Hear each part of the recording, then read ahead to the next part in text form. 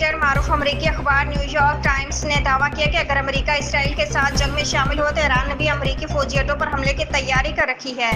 New York times की report के मुताबिक ईरान ने अमेरिकी अड्डों को निशाना बनाने की तैयारी मुकम्मल कर ली है। ईरान का शदीद रद्दअमल अमेरिकी हमलों ख़ुसूसन फर्दों पर हमले की सूरत में आएगा।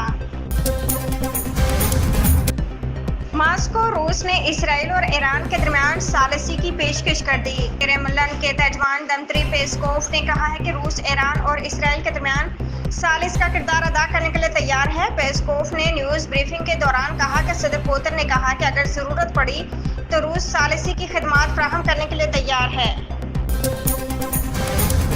वाशिंगटन अमेरिकी सदर डोनाल्ड ट्रंप आज फील्ड मार्शल और army chief general Syed Asim Munir के एजाज़ में जोहराना देंगे।